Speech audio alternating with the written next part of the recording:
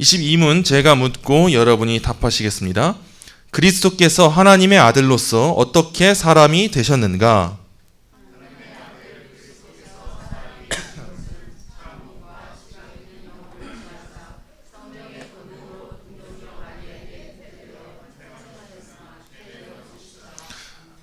우리가 성경을 읽으면서 발견해야 될 것이 크게는 두 가지가 있습니다.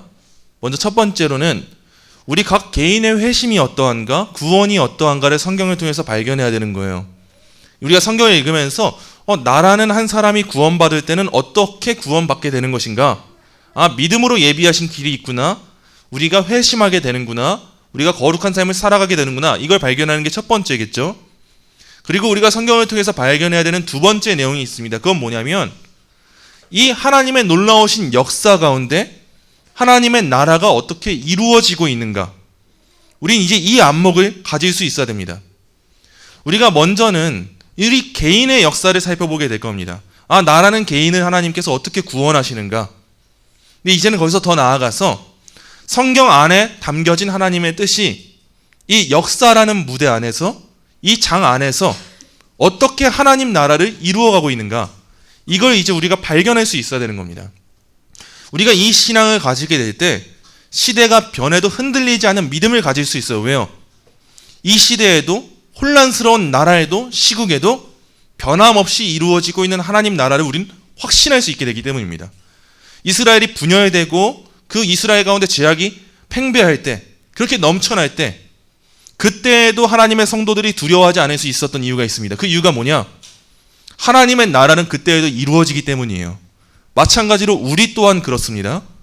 우리 또한 우리가 살아가고 있는 환경이 바뀌고 시대가 바뀌어도 흔들리지 않는 이유는 하나님의 나라는 하나님의 뜻에 근거하기 때문에 이 시간 가운데서도 이루어지고 있다는 그 믿음이 있기 때문입니다. 우리가 그 믿음을 성경을 보면서 가지게 돼야 되는 거예요. 그래서 기독교와 역사는요, 분리될 수 없고 결합되어 있습니다. 왜냐? 하나님은 역사 가운데 자신의 구원을 이루어 가시기 때문이에요. 이걸 우리가 뭐라고 하냐? 구속사라고 합니다. 하나님이 구속하시는 역사, 하나님의 그러한 구원하시는 역사, 이 구속사가 담겨진 내용이 성경이에요. 그래서 성경을 보시면 하나님이 많은 족장들과 그 개개인들과 언약을 맺으시는 모습을 볼 수 있습니다.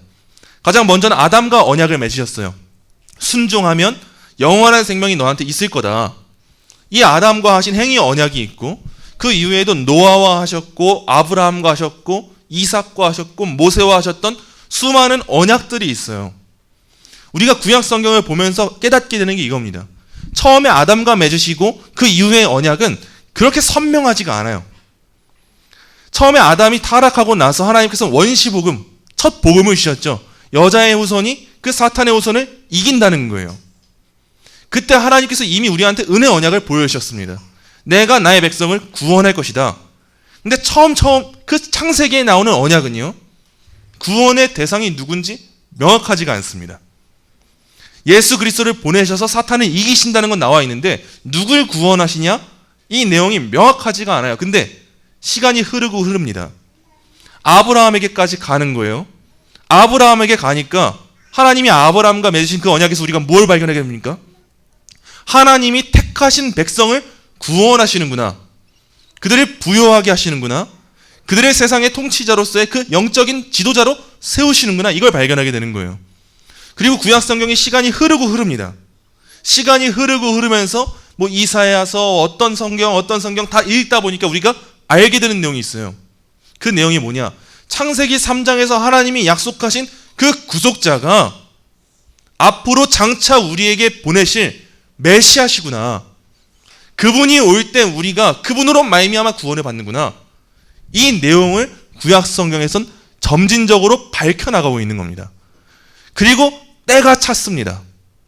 때가 차니까 누가 이 땅에 오셨습니까? 예수 그리스도께서 이 땅에 오신 거예요. 우리는 그러한 신약의 안목을 가지고 구약을 바라보고, 구약의 안목을 가지고 신약을 바라보는 겁니다. 이게 바로 구속사적으로 성경을 읽는 방법이에요. 그래서 우리가 하나님의 역사를 바라보면서 중요하게 여겨야 될 게 있는데, 하나님의 역사는 시간이 흘러가면서 점점 더 밝혀주시는 역사다. 점점 하나님의 나라가 무엇인지를 밝히 드러내시는 역사다. 이 내용을 알아야 되고 그 중심에 뭐가 있냐? 때가 참에 이 땅에 오신 제2위격인 성자 하나님 예수 그리스도의 성육신이 있다 라는 것을 우리가 알아야 됩니다. 오늘 오전에 본문 말씀도 말씀이 육신이 되어 이 땅에 오신 내용이었어요. 이게 매우 중요합니다. 우리가 앞으로 구약 성경을 읽을 때도 신약 성경을 읽을 때도 그 중심에 뭐가 있냐? 말씀이 육신이 되어 이 땅에 오셨다는 사실에 있어요. 구약 시대는 그것을 바라보았고 이제 신약의 성도들은 무엇을 바라봅니까? 그렇게 육신이 되어 오신 예수님께서 다시 오신다는 것. 그 하나님의 나라가 이미 임했고 앞으로 임한다는 것. 이걸 바라볼 때 중요한 게 그리스도의 성육신입니다. 그래서 오늘 소일이 문답 22문은 이런 성육신에 대해서 한번 살펴보도록 하겠습니다. 성육신을 이해할 때 매우 중요한 게 있습니다. 예수님께서 다윗의 혈통으로 오셨다는 사실이에요. 사도 바울이 로마서에서 복음을 기록한다고 말합니다. 이게 사도 바울이 로마서를 기록한 핵심이에요. 내가 복음을 너희한테 전해준다. 이게 핵심인데 그 복음의 내용이 뭐냐? 하나님의 아들에 관한 내용이라는 거예요. 그리고 하나님의 아들께서 육신의 혈통으로 다윗의 혈통에서 나신 것. 이게 복음이다라는 걸 말합니다. 로마서 1장 2절 3절입니다.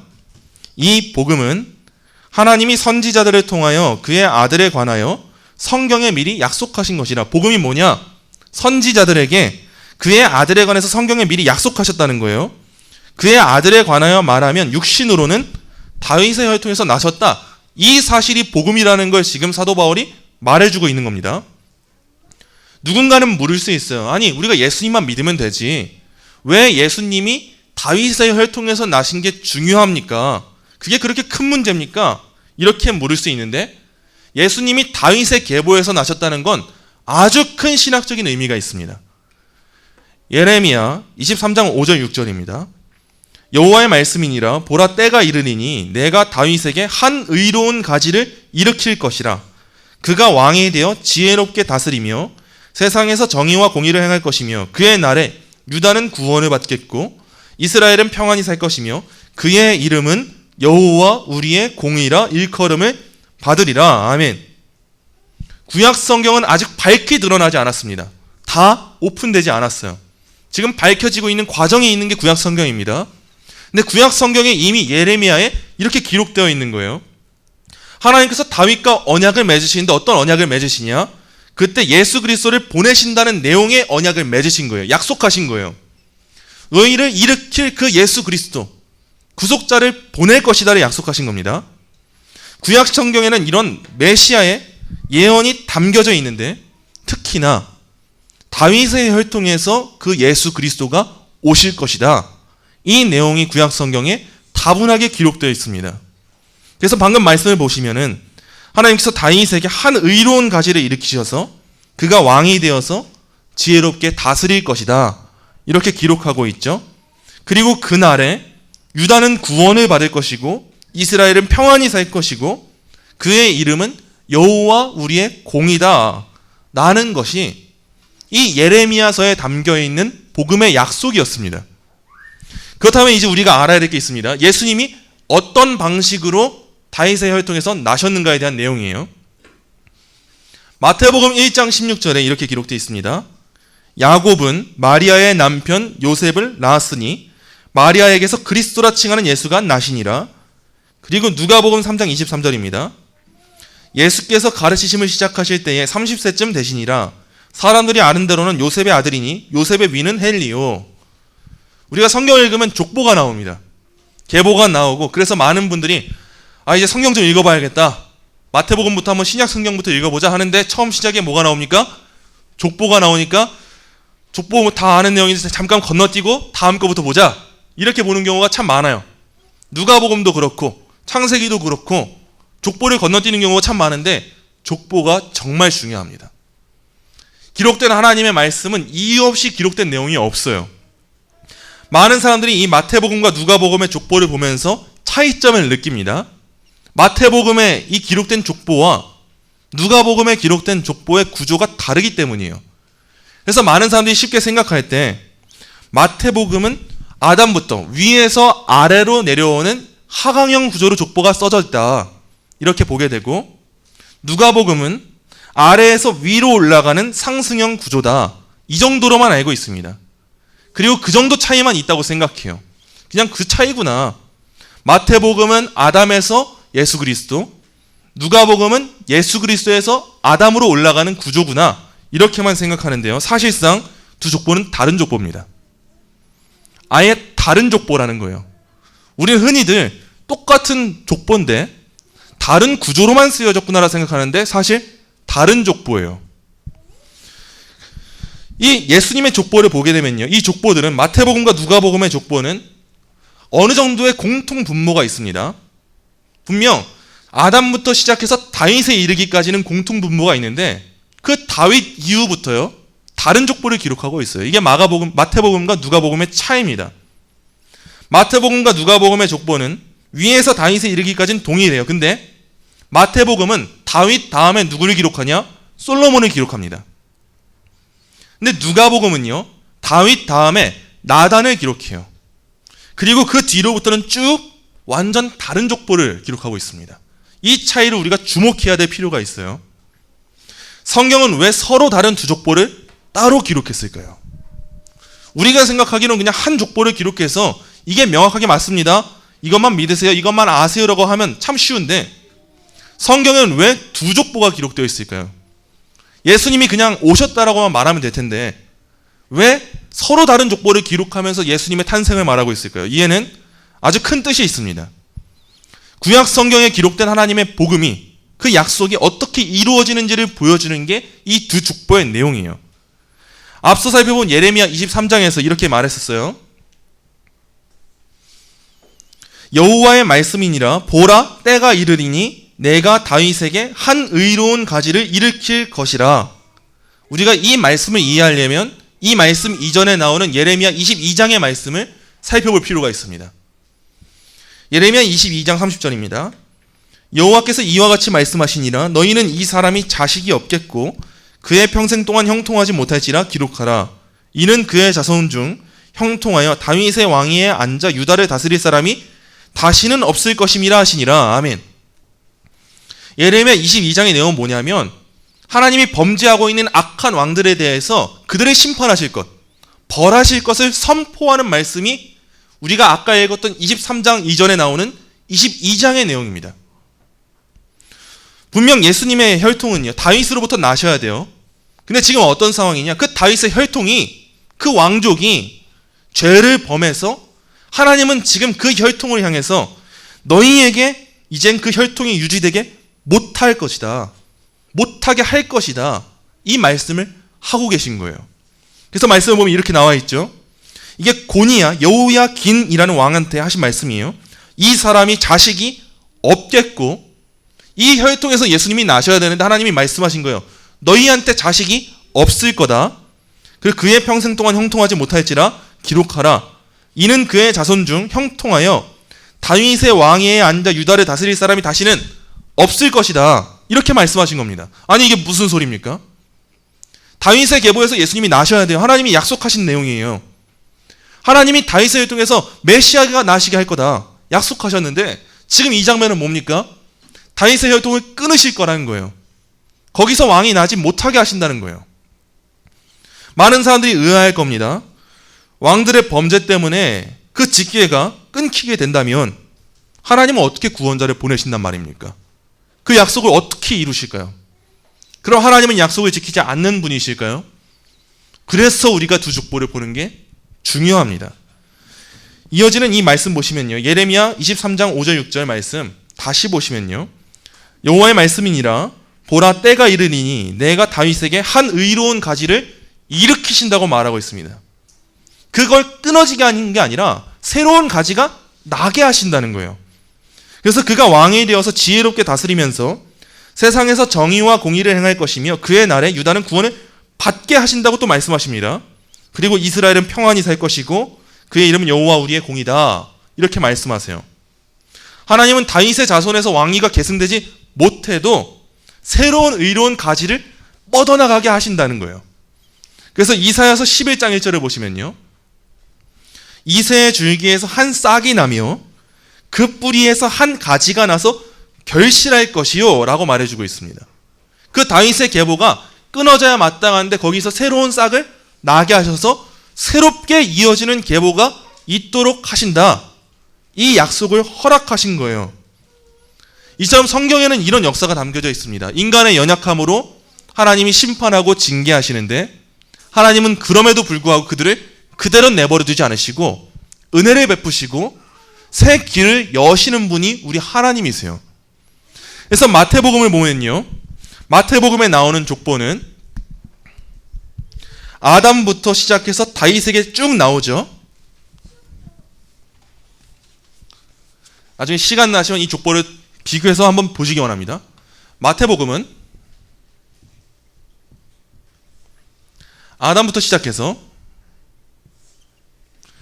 다윗에게 이르고 그 다음에 솔로몬에게 이르는 그 족보를 기록하고 있어요. 그리고 이 족보가 어디로 이어지냐? 예수님의 아버지 요셉에게 이르러집니다. 아담을 시작해서 다윗으로 가고 다윗 그대로 그 왕족의 족보를 그대로 타서 예수님의 아버지인 요셉에게 이 족보가 이어져요.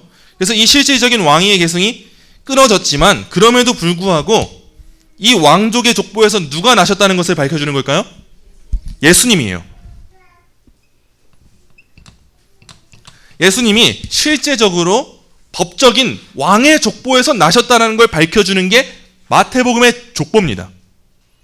근데 흥미롭게도 누가복음은 그 내용이 다르죠. 누가복음은요, 이 예수님의 아버지 요셉의 족보가 아닙니다. 이 다윗의 족보가 사실상 끊긴 족보예요. 그래서 누가복음에 가니까 다윗으로부터 누가 난 족보를 보여주냐? 나단이 난 족보를 보여주고요. 나단으로부터 누가 난 족보를 보여주냐? 마리아의 족보를 보여줍니다. 그리고 이 마리아로부터 누가 난 족보를 보여주냐? 동일합니다. 예수 그리스도예요. 우리가 이 족보의 차이를 바르게 이해할 필요가 있습니다. 성경은 이렇게 마태복음과 누가복음의 족보를 다른 방식으로 기록하면서 무엇을 보여주냐? 우리 주님 예수님께서는 아담의 족보, 다윗의 족보, 이 왕족의 계통으로 볼 때에는 법정적으로 분명 다윗의 혈통의 왕의 계보에서 나신 실제적인 왕이시다 라는 걸 보여주는 것이 마태복음의 족보인 거예요. 근데 누가복음은 뭘 보여줍니까? 누가복음은 이 다윗의 족보가 끊겼을 때 하나님이 의로운 한 가지를 일으키셔서 실제적으로는 다윗의 계보에 속해 있으면서도 그 끊어진 계보에 속하지 않은, 육적으로는 그럼에도 다윗의 혈통에서 나신 마리아의 계보를 보여주는 거예요.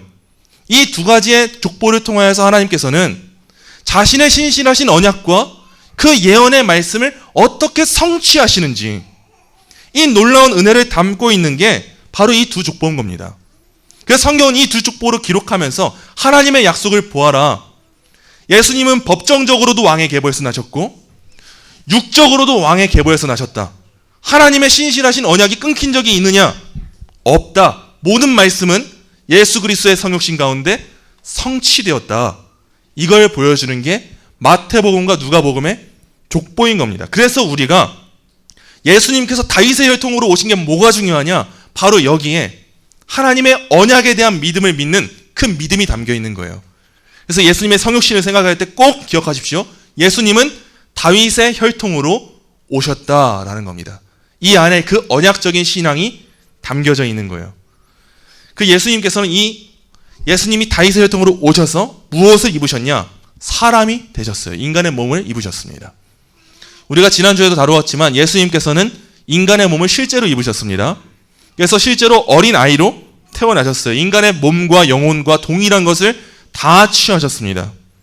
그래서 예수님은 실제로 우리의 본성을 취하셔서 배고프기도 하셨고 아프기도 하셨어요. 그래서 많은 사람들이 예수님을 보면서 참 먹을 걸 많이 즐기는 사람이라고 비아냥댔죠. 예수님이 실제로 배고픔을 누리신 우리와 똑같은 몸을 입으신 분이라는 거예요. 예수님께서 그 생애를 통해서 드러나신 그 행위와 고난은요, 무엇을 보여주냐? 우리와 동일한 육체를 지니셨는데 그 아픔을 다 감당하셨다라는 걸 보여줍니다. 우리 예수님께서 그런 분이십니다. 우리와 다른 특별한 몸이 아니었어요. 똑같은 몸인데 우리의 구원을 위하여 인간의 몸을 입으셨습니다. 이보다 낮아지신 사건이 어디 있습니까? 하나님이 인간이 되신 거예요. 그래서 사람이 되셔서 실제로 고통도 다 당하셨다는 겁니다. 근데 이 예수님께서는요, 성령의 권능으로 동정녀 마리아에게 잉태되어서 죄 없이 나셨습니다. 이게 이제 오늘의 문답에서 핵심이에요. 우리 예수님의 잉태는 일반적인 잉태가 아니었습니다. 똑같은 사람의 몸을 입으셨는데 똑같이 사람처럼 나시지 않으셨습니다.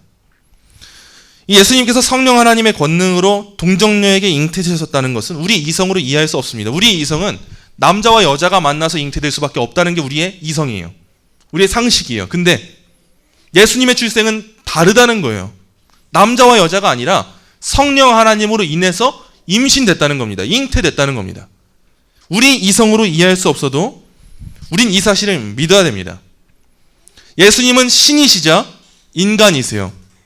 하나님이자 인간이신 거예요. 근데 예수님께서 인간이 어떻게 되셨습니까? 예수님이 인간이 되실 때는 마리아로부터 나셨기 때문에 우리와 똑같은 살과 피를 받으신 거예요. 우린 이렇게 생각할 수 있습니다. 아니, 하나님은 인간적인 방식으로 예수님이 나지 않게 하셔도 또 다른 인간의 모습으로 예수님을 보내실 수 있지 않았을까? 왜 어린 모습으로 나게 하셔서 여자에게서 나게 하셔서 왜 그렇게 자라나게 하셨을까? 이렇게 생각할 수가 있어요. 왜요? 하나님은 실제로 여자에게 나지 않으셔도 인간으로 예수님을 보내실 수 있는 분이시니까요. 근데 그렇게 되면 문제가 있습니다. 하나님으로부터 특별하게 인간이 된 예수님은 우리와 같은 인간일까요? 그렇지 않다는 거예요. 우리와 동일한 친족으로서의 인간일까요? 그렇지 않아요. 인간으로부터 나지 않는다면, 우리와 동일한 인간이 아니시라면 아무리 겉으로는 인간의 모습을 하고 있어도 우리와 한 혈통을 가지고 있는 인간이 되실 수 없는 겁니다. 그래서 하나님께서는 어떻게 예수님이 이 땅에 나게 하셨냐? 그 미천한 여자를 통해서 실제로 인간에게 나게 하셔서 그렇게 예수님이 인간이 되게 하신 거예요. 왜요?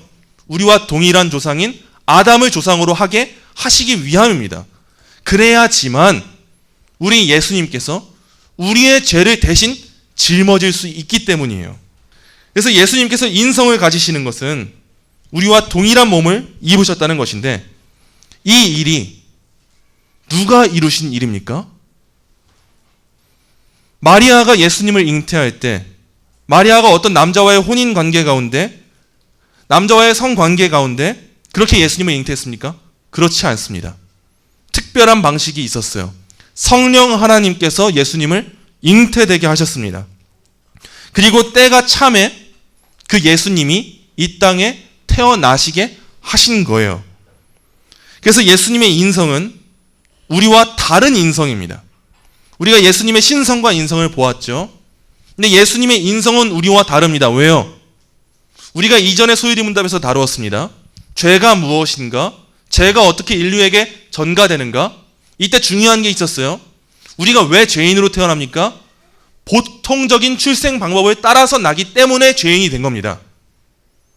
하나님께서는 인간이 죄를 지었을 때 일반적으로 남자와 여자의 관계 가운데 태어나는 모든 사람들이 죄인이 되게 하신 거예요. 근데 예수님은 그 일반적인 방식을 따라서 나셨습니까? 특별하게 나셨습니까? 특별하게 나셨어요. 이 새로운 길로 태어나신 예수님께서는 죄 없이 태어날 수 있으셨고, 그러므로 우리의 죄를 짊어질 수 있는 그러한 구속자가 되신 것입니다. 우리는 그래서 예수님의 신성과 인성을 이와 같이 고백할 수 있어야 됩니다. 예수님께서는 우리와 똑같은 인성을 입으셨으나 우리와 똑같은 방식으로 이 세상에 나지 않으셨습니다. 성령의 능력으로 나셨어요. 그래서 죄 없으신 예수님은 죄 있는 인간의 그 죄악을 짊어지실 수 있었던 것입니다. 그래서 우리에게는 그리스도의 성육신을 믿는 이 믿음이 매우 값지고 존귀한 내용이라는 것을 꼭 고백하는 그 믿음이 있어야 되는 것입니다. 그러면 오늘의 내용을 정리하면서 마지막으로 오늘의 문답을 다시 한번 제가 묻고 읽겠습니다. 여러분이 답하시겠습니다. 그리스도께서 하나님의 아들로서 어떻게 사람이 되셨는가?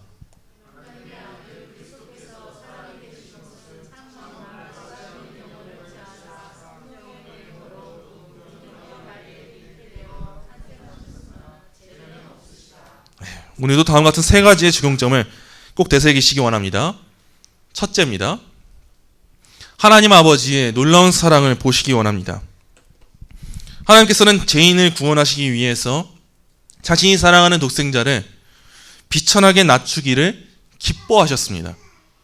억지로 이 일을 행하신 것이 아니라 기뻐 보내셨습니다. 이 놀라운 사랑을 우리가 보아야 합니다. 독생자를 보내셔서 하나님이신 예수님이 우리와 동일한 육체를 입는다는 것, 이것이 얼마나 비참한 일인지 모릅니다. 하나님이 어떻게 우리와 같이 되십니까? 근데 하나님은 그 아들을 보내시고 우리와 동일한 육체를 입는 이 일을 기뻐하셨습니다. 그래서 우리가 마땅히 방해해야 될 심판과 하나님의 끔찍한 진노를 자신의 사랑하는 아들이 친히 당하게 하셨습니다. 이 하나님의 사랑에 우리가 놀라지 않는다면 그건 은혜를 모르는 겁니다. 이 사랑의 은혜를 우리가 값지게 생각하고 놀랍게 여기고 압도당해야 하는 것이 마땅한 겁니다. 그러므로 우리가 예수님을 나의 주님으로 고백할 때, 예수님이 인간의 몸을 입고 이 땅에 오셨습니다, 말씀이 육신이 되어 이 땅에 오셨습니다, 고백할 때 눈물 없이 고백하는 것이 아니라 하나님 감사합니다, 하나님 어떻게 그 사랑하는 독생자를 그 비참해지기를 마땅히 기뻐하시면서까지 우리를 사랑하셨습니까? 이 고백으로 하나님의 사랑에 감사하며 주님은 나의 주님이십니다, 이렇게 고백하는 믿음이 우리에게 있어야 합니다. 둘째입니다. 예수님의 성육신은 예수님께 있어서 낮아지심이라는 사실을 우리가 기억해야 합니다. 예수님이 친히 기쁜 마음으로 이 땅에 오셨지만 예수님이 인간의 몸을 입는다는 것은 예수님에게 그 무엇보다도 낮아지시는 일이었습니다. 아니, 하나님 계신 예수님께서 어떻게 인간의 몸을 입으십니까? 어떻게 우리와 동일한 형체를 지니십니까? 어떻게 종의 형체를 입고 주인께서 오실 수 있습니까? 우리 인간은 결코 그럴 수 없습니다. 그러나 죄인들을 대신해 죽기 위해서 우리 예수님께서는 우리와 동일한 육체 입으셨습니다. 다른 육체 아닙니다. 동일합니다. 우리와 동일한 고통을 당하시고 고난에 처하시고 모진 고통을 다 짊어지셨습니다. 예수님께서는 그 성육신 가운데 그 무엇과도 견줄 수 없는 가장 낮아짐의 자리에 임하셨어요. 그러면 우리가 이를 통해서 감사함을 누릴 줄 알고 이젠 더 나아가서 우리는 예수님께 연합한 자들이라고 고백하지 않습니까? 예수님은 포도나무고 나는 가지입니다 고백하지 않습니까? 이 쓸모없던 나는 예수님에게 접붙인 되어서 나는 예수님으로부터 흘러나온 유익을 누리는 성도입니다 고백하지 않습니까? 그렇다면 이제 우리는 예수님의 낮아지심을 기억하면서 우리가 진짜 성도라면 이제 우리의 목을 꼿꼿하게 세우고 다니는 게 아니라 겸손한 삶을, 그 낮아지는 삶을 우리의 열심을 다해서 기쁜 마음으로 살아가야 되는 것입니다. 그러므로 예수님의 낮아지심을 기억하면서 우리 또한 성도로서 낮아짐의 삶을 살 수 있는 그 삶을 저와 여러분이 살아가시길 간절히 소망합니다. 마지막 셋째입니다. 언약을 신실하게 이루시는 하나님을 신뢰하십시오. 예수님은 신실한 하나님의 언약 가운데 때가 참에 육신을 입고 이 땅에 오셨습니다. 구약시대에는 아직 때가 차지 않았습니다. 하나님의 약속만 있었어요. 근데 구약시대가 지나가고 하나님의 때가 차니 하나님은 신실하게 그 약속을 이루셨습니다. 예수님의 성육신을 통해서 이 약속을 이루신 거예요. 그래서 예수님은 다윗의 혈통으로 법정적으로나 혈통적으로나 동일하게 약속을 성취시키시며 이 땅에 오셨습니다. 예수님이 이 땅에 오실 수 있던 이유가 뭡니까? 하나님의 약속이 신실하기 때문입니다. 흐트러짐 없기 때문입니다. 그 사이에 인간의 죄악이 얼마나 수없이 많았습니까? 우리 인간과 인간의 관계는, 인간의 약속은 상대방의 연약함이 보일 때 깨어질 수 있는 약속이에요. 저것 봐라, 저렇게 나온다고? 그럼 나도 너한테 이걸 줄 수 없어. 이렇게 하는 게 인간의 약속인데, 하나님의 약속은 우리가 성경을 통해 보게 되는 바, 그런 적이 단 한 번도 없습니다. 이스라엘의 수없이 많은 연약함이 바로 우리의 모습입니다. 우리가 출애굽을 해서 그 은혜를 힘입었다고 고백하면서도 당장 광야에 나가니까 투덜거리고 만족하지 못하는 게 바로 우리 모습이지 않습니까? 진짜 하나님이 우리를 기꺼이 구원해 주셨는데 여전히 우리의 입술은 하나님이 왜 저를 이런 삶에 두십니까? 이전이 더 좋았다고요. 이전에 내가 살던 그 모습들이 나에겐 더 큰 유익이었습니다. 말하고 있는 게 우리의 모습이지 않습니까? 근데 우리가 성경을 통해서 보아야 하는 내용이 있습니다. 그러한 모습임에도 불구하고 그들이 구원받은 이유가 뭡니까? 하나님이 신실하시기 때문이에요. 하나님은 자신의 약속을 자신이 시작하셨다면 자신이 이루시는 분이시기 때문입니다. 그러므로 오늘 말씀을 통하여서, 오늘 내용을 통하여서 성경에 기록된 하나님의 역사를 보면서 꼭 기억하십시오. 성부 하나님께서 구원을 계획하시고, 성자 하나님께서 구원을 성취하시고, 성령 하나님께서 구원을 우리에게 적용하시는 이 모든 일은 다 삼위일체 하나님께서 이루시는 일입니다. 삼위일체 하나님께서 이 일을 시작하셨다면 우리의 삶 가운데 능히 이 일은 다 이루어질 것입니다. 그러므로 우리가 이제는 하나님의 언약 백성이 마땅히 되었다면 이제 우리는 흔들리지 않을 수 있습니다. 과거든 현재든 미래든 하나님의 언약이 우리를 지배하는 삶을 우리가 살아간다면 이제는 우리가 그 시간에 흔들릴 필요가 없습니다. 꼭 하나님의 언약을 붙잡고 변화하는 세상 가운데, 그 시간 가운데 그 세상과 시간에 흔들리지 마시고 하나님의 신실하심을 바라보면서 하나님의 뜻이 하늘에서 이루어진 것 같이 이 땅에서도 이루어질 것이라는 그 믿음으로 나아갈 수 있는 저와 여러분이 되시기를 간절히 소망합니다. 기도하겠습니다. 하나님 감사합니다. 하나님께서 하신 그 모든 약속들이 다 변함없이 신실하게 이루어지게 하신 이 은혜에 감사를 드립니다. 우리를 구원하실 메시아를 보내실 것이라는 그 구약 성경의 말씀이 때가 참에 이루어졌다는 것이 얼마나 귀하고 복된 사실인지 우리가 예수님의 성육신을 묵상하며 깨닫게 하시고, 이제는 그 신실하신 하나님의 언약의 그 말씀들이 우리의 삶을 지배하여 우리의 삶을 인도하여 나감을 고백하게 하시고, 그 믿음으로 말미암아 변화하는 세상과 이 시간 가운데 과거든 현재든 오늘이든 내일이든 앞으로의 모든 시간이든 우리가 흔들리지 아니하며 하나님의 언약에 매인받은 언약 백성으로서의 삶을 우리가 살아갈 수 있도록 인도하여 주옵소서.